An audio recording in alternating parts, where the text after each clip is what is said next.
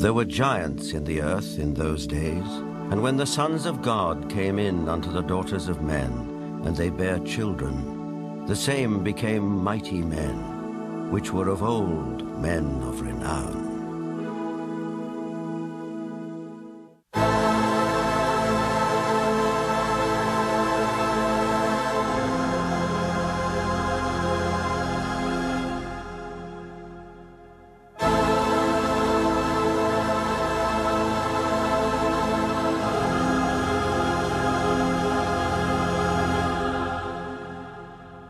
The Maya and Incas of South America believed a race of giants existed on Earth before the Great Flood. So did many other ancient civilizations. Some took them for gods, others left likenesses of them in stone or wrote about them in their histories. The Greeks and Romans told of blood falling from heaven and landing in the lap of the earth goddess Gaia, who gave birth to the Titans, a race of fearsome giants.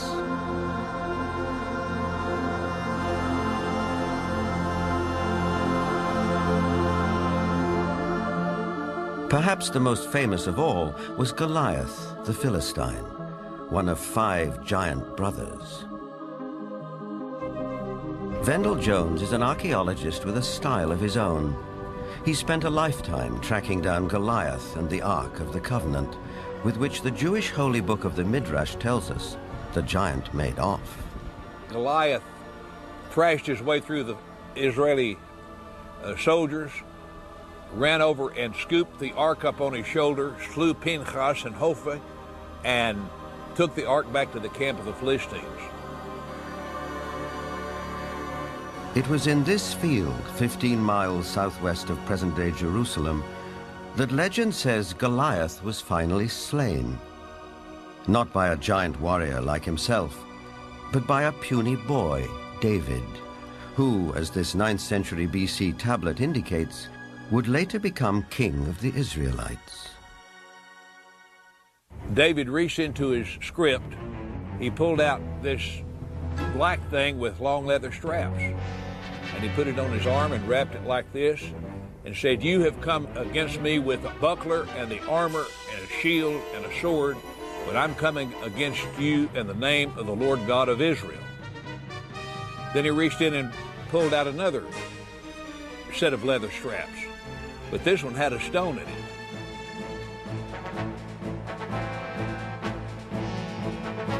And like this, the shepherd boy cracked Goliath, stunned him. He didn't kill him. Goliath fell on his hands and knees. David ran over and took the sword of Goliath, this enormous sword that had killed Hophni and Pinchas. And with Goliath's sword, he decapitated him. Just 2 miles from where the famous fight took place stands an 80-foot overgrown mound. This is believed to be Goliath's final resting place, though no one knows for sure because it's never been excavated.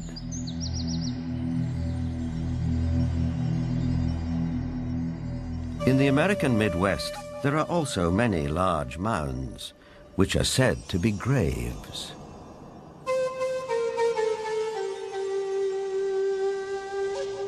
An author who has sold over 15 million books and written extensively on giants is Brad Steiger.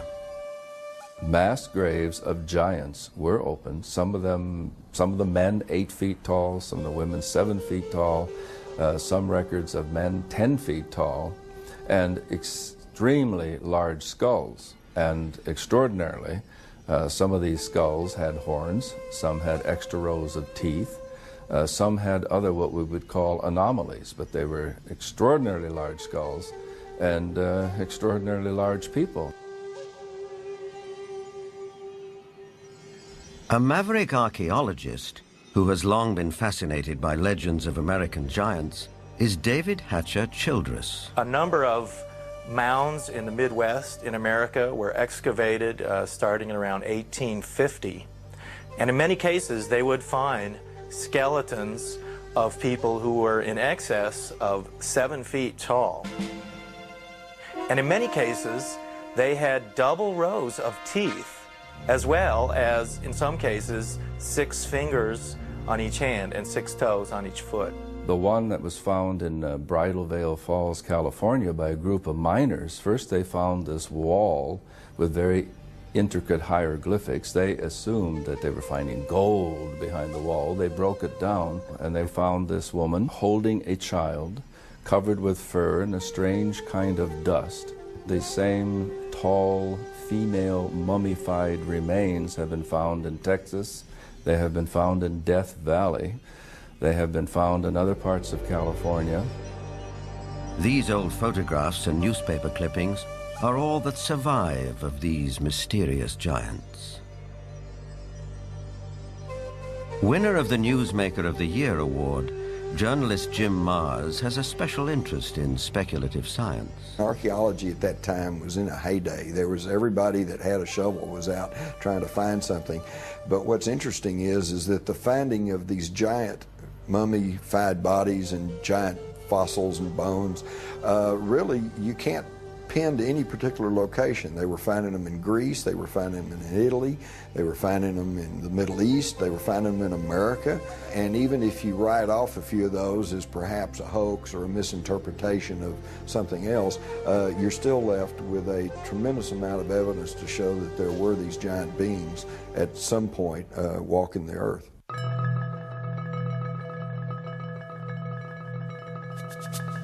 In 1912, ranchers started coming to this isolated cave near Lovelock, Nevada, to dig out bat guano for fertilizer.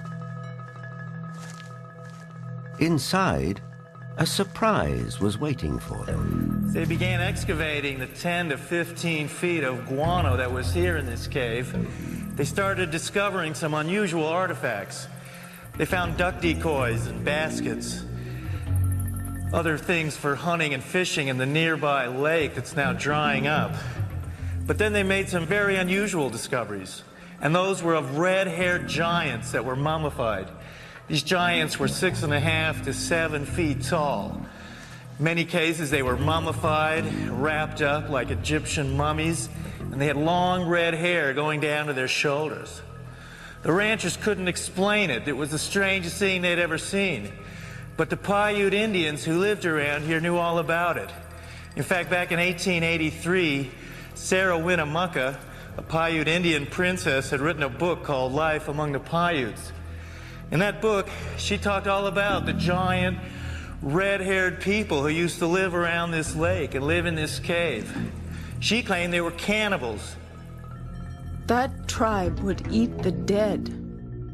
They would make war on my people. My people went to work and gathered wood to fill up the mouth of the cave. At last my people set it on fire and called out to them, "Give up or you will die." But no answer came.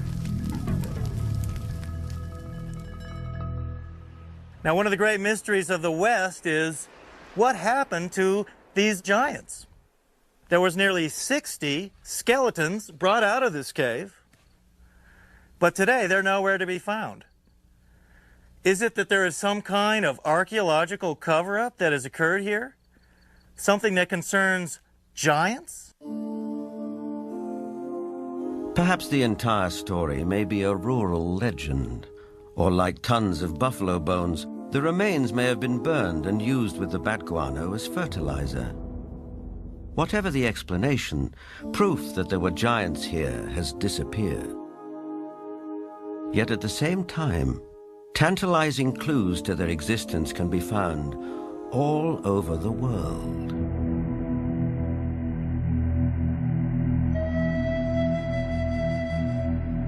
In South America, there are giant figures carved into rock so huge that at ground level it's hard to tell what they depict.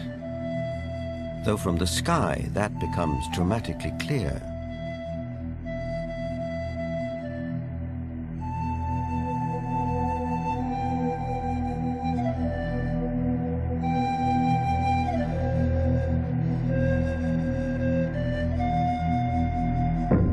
This one in Chile, known as Cerro Unitas, at over 300 feet high, is believed to be the largest representation of a human-like figure in the world. Who carved it and why remains a mystery.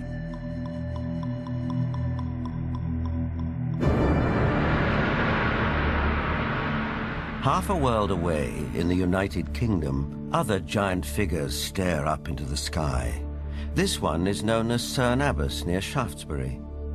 Cut into the chalky hillside, no one knows how long ago, it may represent the mythical hero Hercules. 160 miles away, the Long Man of Wilmington, 280 feet from head to toe. It emerges from the English hillside like a giant god from another era. Britain is crowded with such sites associated with giants. An authority on English folklore and the giants of Britain is Jennifer Westwood. In the beginning, in Britain, it was inhabited only by giants. And in those days, it was called Albion. And after the fall of Troy, a hero called Brutus came here with all his men and decided to conquer Albion. And so they battled for a bit with all these very savage giants.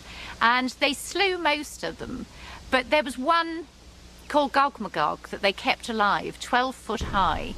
And he had a wrestling match with the Duke of Cornwall called Coroneus. And first one got the upper hand, and then the other got the upper hand. And then Gog-Magog broke some of Coroneus's ribs, and he got so enraged that he just picked up this 12-foot giant, and he ran to the coast, and he threw him over the cliff, and the giant was smashed on the stones below, and his blood stained the rocks red.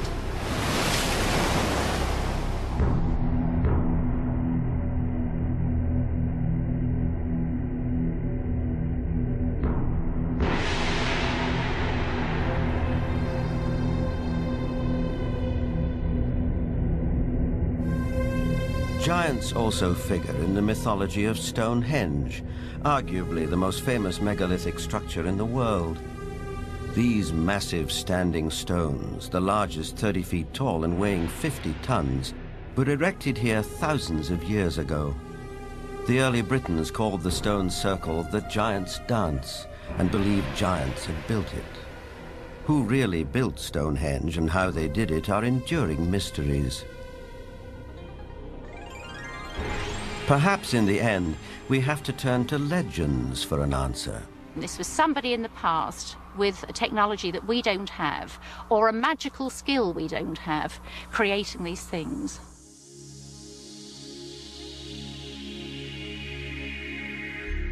The spiral-shaped Gilgal Rephaim is situated in the Golan Heights, 50 miles from Damascus.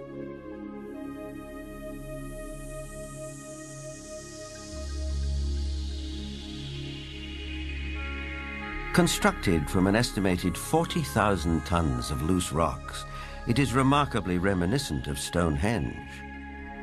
Both have been dated at around 5,000 years old and have similar megalithic stones. And like Stonehenge, Gilgal is also said to be associated with giants. Only in this case, there's biblical text which seems to support the claim.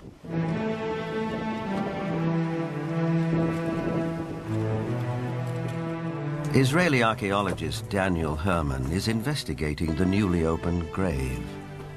This is a tomb of someone obviously a very powerful man. Look at the size of the stone slabs used. This must have taken an enormous amount of time and effort to construct.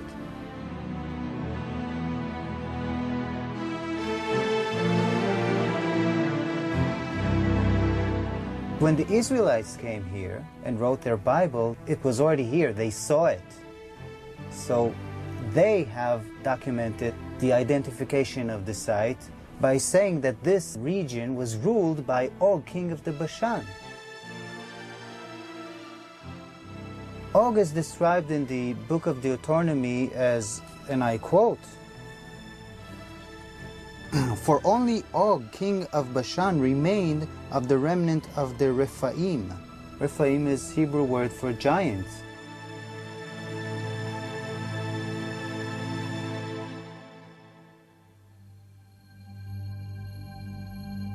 The surface of our planet is strewn with gigantic constructions dating back thousands of years. They're in the deserts, on the plains, under the oceans, high on the mountains, like those in South America. I think the world looked like the cities we see in Machu Picchu, Tiahuanaco, Sacsayhuaman. I think it was a world peopled by giants who structured their buildings out of massive building blocks, 500-ton, 250-ton blocks. Massive ruins, the scale of which stagger the imagination, are found throughout Central and South America.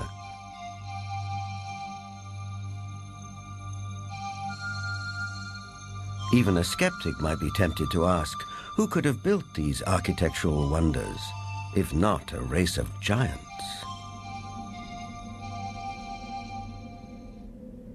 People of the Mediterranean island of Malta have an ancient belief that their island was known as the last stronghold of the giants of Europe. An explorer who has made a lifelong study of megalithic structures is the best-selling author of The Eyes of the Sphinx, Eric von Daniken. Malta has gigantic temples. They date really back to the past. Nobody knows exactly, but 5,000 years at least BC. And one of the temple in Gozo still today has the name the Temple of Giant, Gigantia, they call it there. A local legend says the temple was built by the giantess Sansuna. The blocks are so huge, so heavy, that no normal human being could have moved it. In Bolivia, only 30 kilometers from Lake Titicaca, there are gigantic stone platforms all over the place. The largest of it was once 29 meters long. Its weight has been calculated with 900 tons. Now, this is on a place where we are 4,100 meters high in the Andes, which means there are no trees, no wood, nothing. It is not possible to transport a 900-ton platform without any wooden rollers. Even with wooden rollers, it would be extremely complicated. So these facts are here. You can see them, touch them, photograph them, but there is no explanation for it. For sure, the pre-Inca Indians, the Aymara, were not able to move it. So what is it? What's the result? We don't know. On many places on Earth, we find structures which could be related or to ETs, to a technology which we do not understand, or to giants. ETs, giants, a secret technology? Believers take it in their stride. Here's the best-selling author of Architects of the Underworld, Bruce Rux. The architects are that race or those races who built all the megaliths in the old world, the pyramids, Stonehenge. They are the people who walked before us, the ones who inhabited this world before we did. We have called them gods. We have sometimes called them giants. They left their handiwork behind, and we have not been able to duplicate it. We've only reached the point now where we can really appreciate it. In Lebanon, 44 miles from Beirut, are the imposing ruins of Baalbek. There is mention of this place in the Old Testament's Book of Kings. Baalbek in particular is a very good example. That has the trilithon. Those are the largest stones in the world ever used for construction. They're so large we don't even know their actual weight. Those stones were somehow quarried, moved 5 miles, lifted 25, 30 feet in the air, and placed together so closely that you can't fit a razor blade or a piece of paper in between them. We have no idea how they did it. We don't have a crane in the world that can lift weights anywhere near what those things are. No one knows for sure, but according to Arab tradition, the earliest temples were built here after the Great Flood by a tribe of giants for the biblical king Nimrod.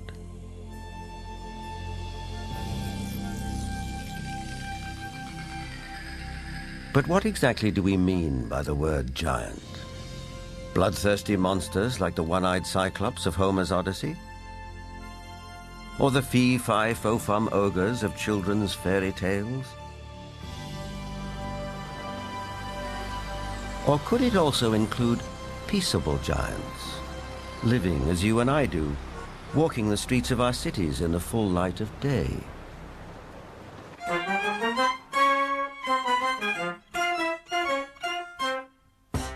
There are really two kinds of people who could be considered giants. There are giants who are genetically programmed to be tall, people who are normal, but their genes mean that their genes lead them to be very, very tall. And then there are people who suffer from some kind of a disorder, the most common of which, or at least the most well-known of which, is acromegaly, which is a disease in which there is too much growth hormone produced.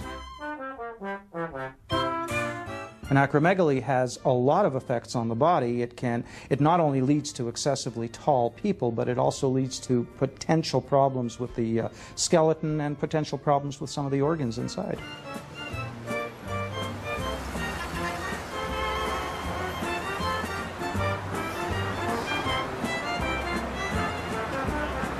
Ryan is a healthy, well-proportioned, 7-foot-tall, normal young man. I just wish I were as tall as he was. But what makes a person unusually tall? Is it a family trait, nutrition, or something else? Are tall people just ordinary people of exceptional height? Certainly some tall people are giants in their profession, and if that happens to be basketball, they may be millionaires too. Genuine giants didn't always do so well. Here's Jack the Giant Killer presenting his latest capture to the king. Towards the end of the 19th century, this 9-footer was given to the Russian Tsar as a gift. For some of the vertically unchallenged, it was possible to make a modest living by displaying themselves in public. From there, it wasn't very far to the Carnival Freak Show, which wasn't complete without one or more giants. Even after death, they could still draw a crowd. Anna Swan and her husband Martin, both 7.5 feet tall, went on tour as the world's tallest married couple. It probably took 2 storks to deliver their 24-pound newborn. Which brings us back to the question, where do they come from?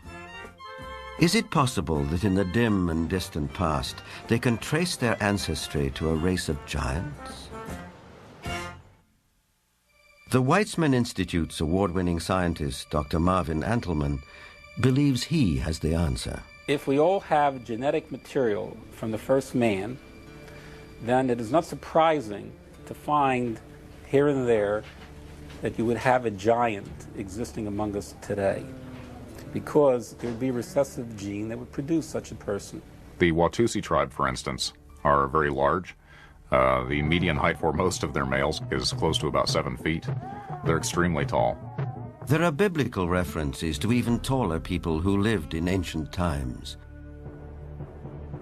Rabbi Itzhak Mamostein of the Center of Jewish Studies in Vancouver, Canada. It seems quite clear because of the references in Genesis and later on the book of Numbers and also in Deuteronomy, which are all fairly consistent with each other, that there were gigantic beings that seem to stem from pre-flood era.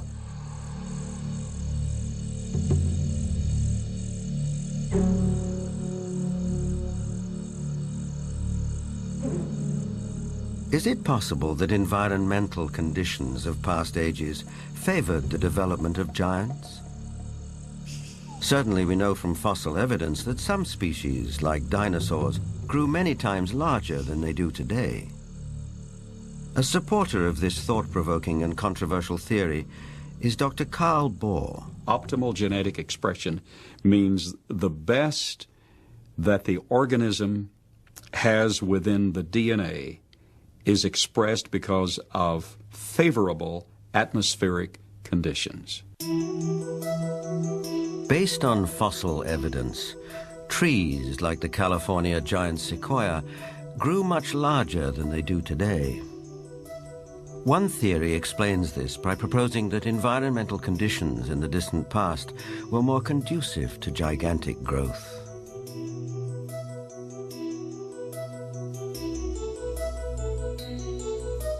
Under these described conditions, plants and animals would live longer, be much larger, and that's precisely what we find in the geologic column in the fossil record. Plants were much larger. All living systems were larger. We have animals that today have an 8 or 9 foot stature with a 16 to 20 foot stature. We have insects such as the dragonfly. Today, the dragonfly has perhaps a 4-inch wingspan. In the fossil record, his counterpart, Meganeuropsis, had up to a 5-foot wingspan. Everything was larger in the past. I'm of the opinion that under better atmospheric conditions, people were living not only longer, but they were taller, much taller. Giants and dinosaurs could not exist today as they did in the past because the atmospheric conditions simply will not permit it. We had a greater ozone layer at the time prior to the flood. At the time of the flood, it was diminished to about 1/7 of what it was at that time, and therefore, life on this earth as we know it no longer has the same life expectancy as it did at the time of the flood. A thinning of the ozone layer means less protection from the ionizing radiation from space, and less protection for plants and animals. Being interested in Earth's original conditions, after 35 years of research on those parameters, I've attempted to reconstruct that context. And in so doing, I've had our engineers build a biosphere that doubles the atmospheric pressure, that increases the electromagnetic energy, that increases the ratio of oxygen, but not to the level of toxicity, that eliminates ultraviolet radiation, etc. And the experiments that we've run have been very gratifying.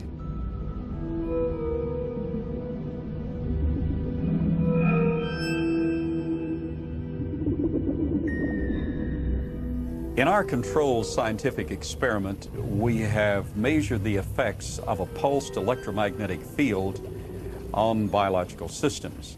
We have these Pacu piranha fish that normally at 3.5 years of age are about this size under optimal conditions. Yet we have them now in excess of 20 inches, weighing just under 5 pounds each.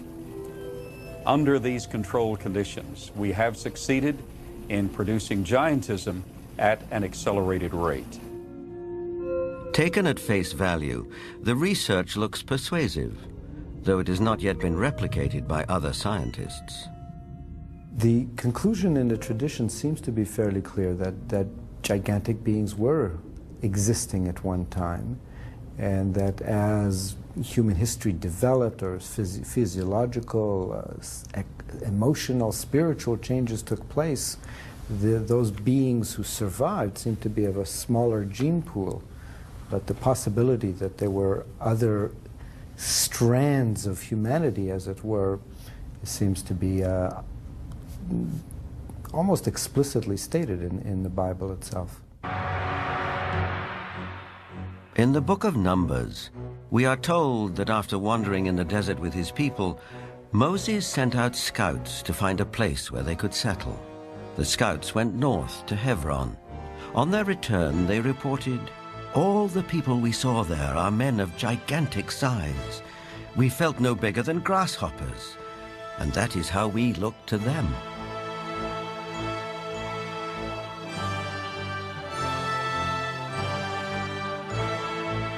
The tribes continued northeast to Mount Seir, known today as Petra in Jordan.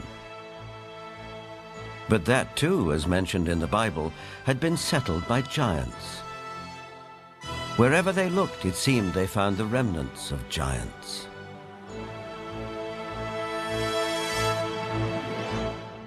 If we look at Scripture, there were giants in the earth in those days. And if we take that literally rather than symbolically, that there were simply men of great powers and extraordinary abilities, then we could say that the first men, the first humans, were giants, or we could theorize that these giants came from somewhere else and used Earth as a colony. In itself, this notion is a startling idea. But a people more ancient than the Israelites believed the very same thing. They wrote that the giants were celestial beings who came not from Earth, but from another planet.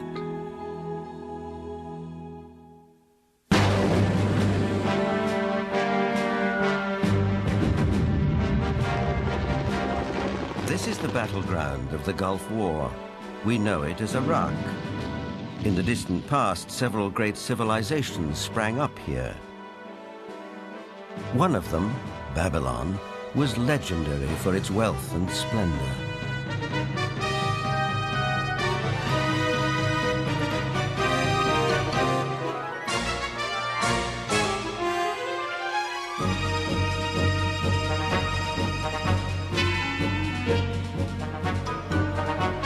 But long before Babylon, as long as 6,000 years ago, another remarkable civilization evolved. Its people were the Sumerians, who had an extraordinarily advanced culture. Their list of first just almost sounds like a whole list of our whole society. They had the first bicameral Congress, they had the first writing, they had the first school systems, and you just go on and on and on. So you have to ask, well, where did all this come from? And I think that you need to turn to the ancient Sumerians themselves and listen very carefully to what they have to say, because what they have to say, not just in one place, but over and over and over again, is that they were taught civilization by these beings that came from the heavens to the earth. They called them the Anunnaki.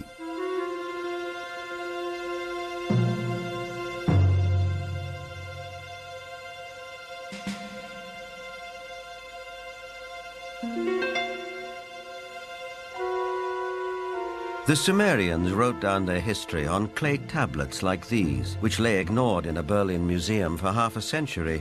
Few people have been able to decipher this ancient language, but one of them is Zechariah Sitchin.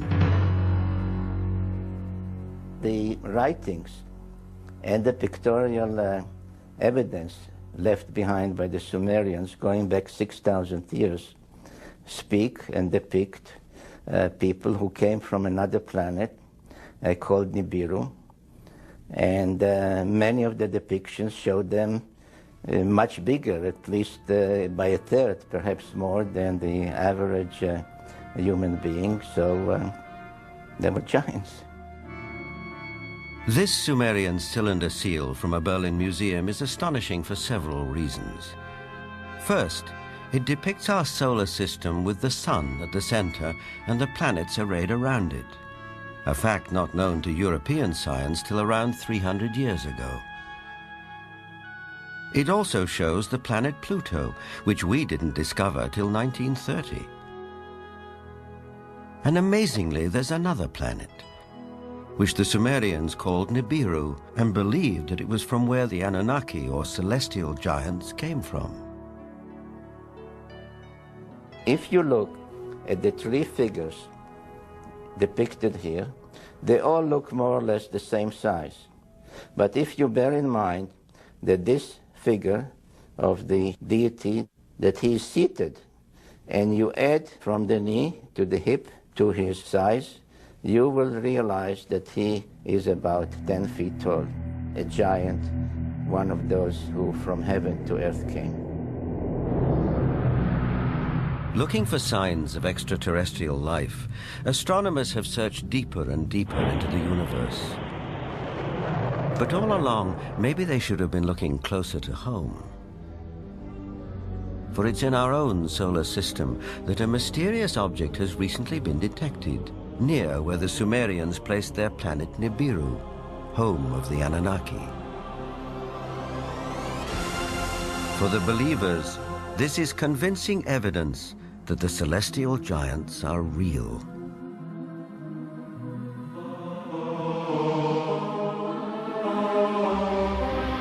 The ancient Sumerian text, just in a very broad overview, basically tell us that more than 400,000 years ago, that these Anunnaki came from space and landed on the earth in the Tigris-Euphrates Valley.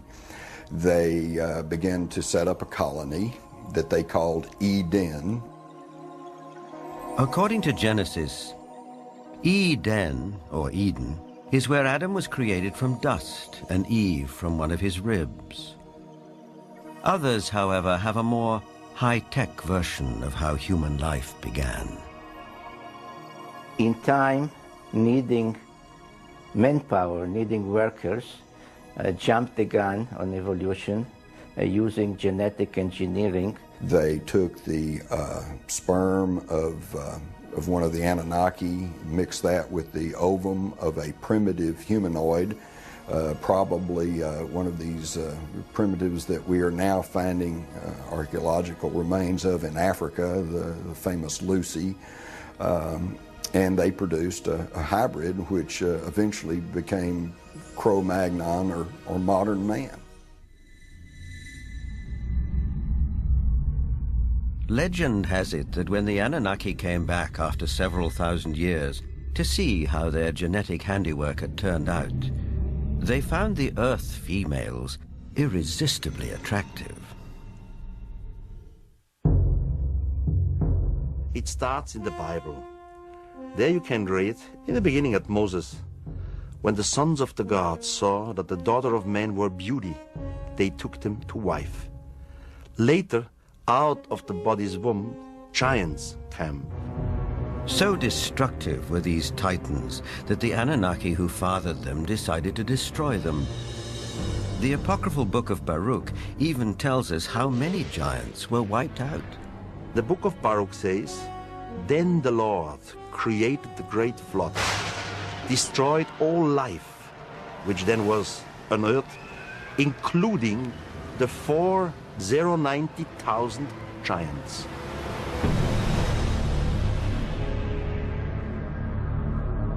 As the story goes, some of the titans survived, but their reign as rulers of the earth was over, and humans became the dominant species. Still, the giants live on in memory, like something deep-rooted that comes from the beginnings of our existence. For some, this is far more than a simple memory. Perhaps they are the ones who report more and more encounters with giants emerging from UFOs. These believers will assure you that the Anunnaki or celestial giants are coming back.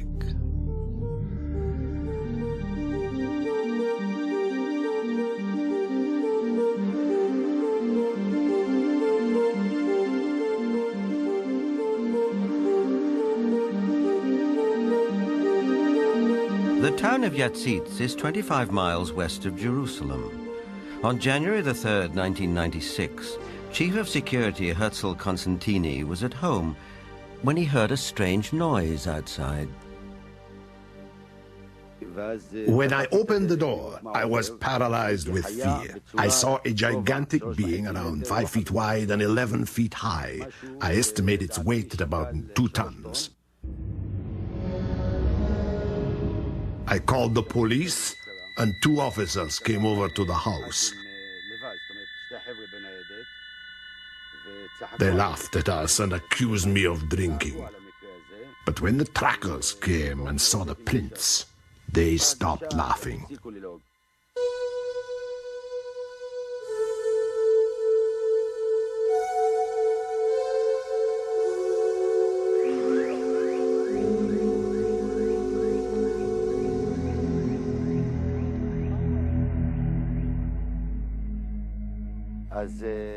The tracks led right across my field. Many of them were 14 inches deep.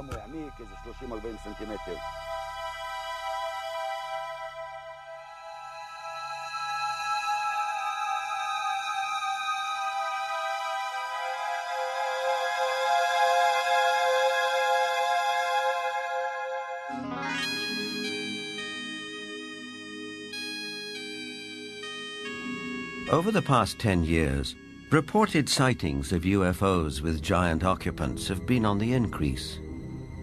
Former director of the British UFO Research Association, Jenny Randalls, is familiar with these statistics. From an analysis of 15,000 encounters with beings, giant encounters have increased every single year since the 1965 period onwards, and we are therefore getting far more reports of giants being seen today than we did 30 or 40 years ago. The apocryphal books of Enoch are believed by many to be over 5,000 years old. In them, Enoch writes about how he was taken up to the heavens by two men of great height. In this celestial journey, he also talks of meeting those who from heaven to earth came. Two huge men appeared to me, the like of which I had never seen on earth. Their faces were shining like the sun. Their eyes, too, were like a burning light. Then they took me up and carried me to the first heaven. And they fly with their wings and do the rounds of all the planets. They led before my face the elders, the rulers of the stellar orders. These groups carry out and carefully study the movements of the stars. Enoch is taken up to the sky at least 3 times. In our today's view, we would say he was taken up to a mother spaceship. There he has a discussion with what is called the highest, whatever the highest is. We would say maybe the commander of the spaceship. In other words, Enoch is what we would call a victim of alien abduction. This might seem like a far-fetched interpretation of a text written a very long time ago. On the other hand, present-day accounts by people who claim to be abductees are not so very different. The elders were 6 to 9 feet tall. They had white hair, pale skin, almost albino, light blue eyes, wore white robes, and had no shoes on at all. And they could speak audibly, and they could also speak through mental telepathy. I've checked the owner's manual that came with my brain, and nowhere, even in the small print, does it say that all dreaming will be between the hours of 11 p.m. and 8 a.m. That, generally speaking, it is. But what we know is the brain can generate extremely vivid images, extremely real and lifelike things that are hallucinations. But events in the Russian city of Voronezh can't be so easily explained. In this instance, there were at least 20 witnesses. Could they all have been dreaming the same dream in broad daylight?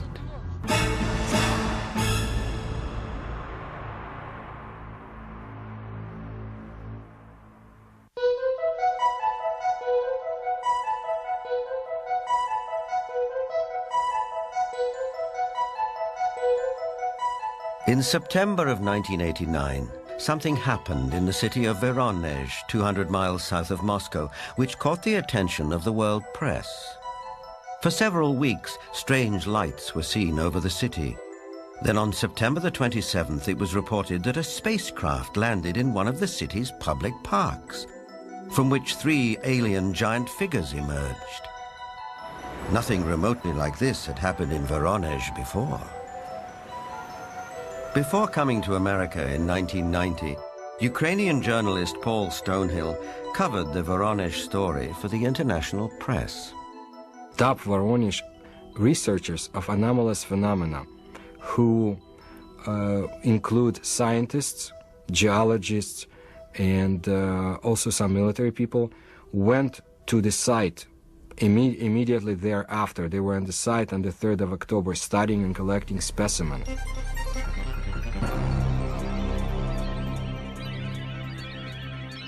The encounter became a media sensation on national television and in the international press.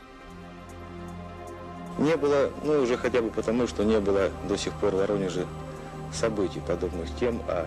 Drawings of the landings by children who were there capture the event vividly.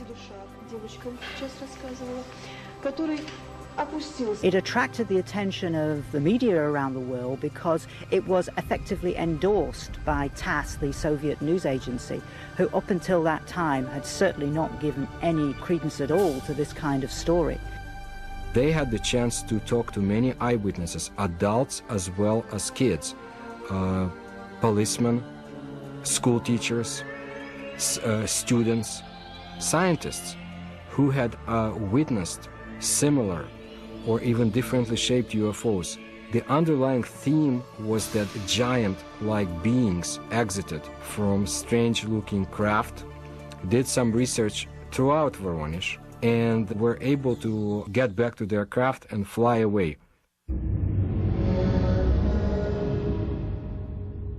For once we had a genuine large number of people all correlating with one another, describing the appearance of these giants. So it was not a case of you simply believe a witness or you don't.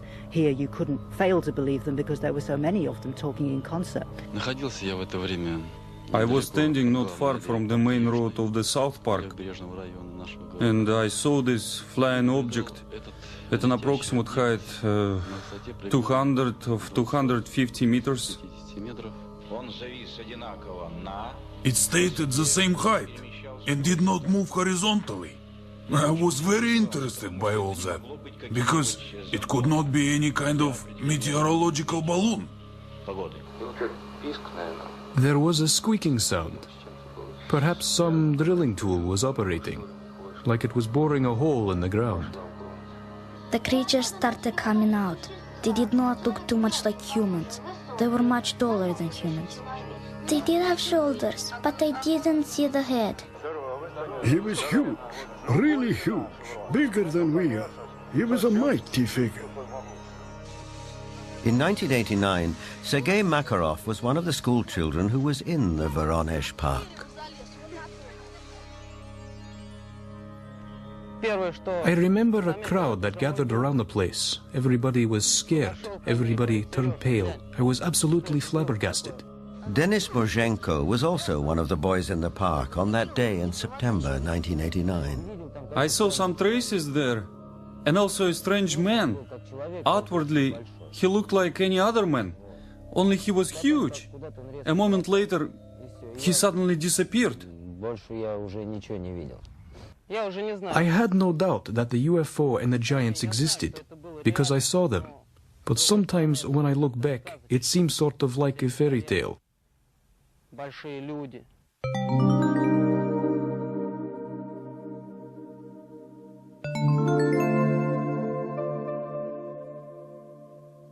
What we're seeing today is very much what we have seen all throughout history. It's nothing new. Anything going on with the UFO phenomenon today is something that has always been around, and you can find it in ancient mythology all over the world.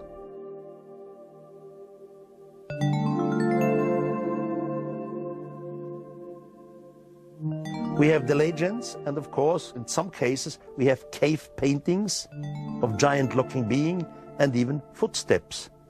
I would think something was in the past, and this something was much bigger than our normal earthlings. Were they indeed our fathers? They were the patriarchs who came before us, that all the legends refer to, the giants, the Olympians who lived before us.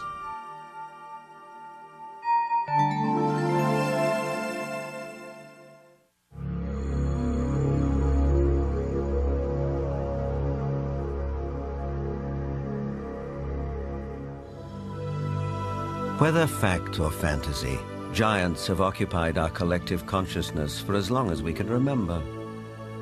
But did a race of giants ever truly walk the earth? The ancient texts, as well as some of the evidence, suggest they did. And is it possible that recessive genes in the 7- and 8-footers that walk amongst us today could be connected to a former race of giants? Now, with reports like the giants of Voronezh, one wonders if perhaps the godlike giants of the Sumerians are coming back. But whether they are real, imagined, or allegorical, one thing is for sure. The mystery and the myth of giants will be with us for a long time to come.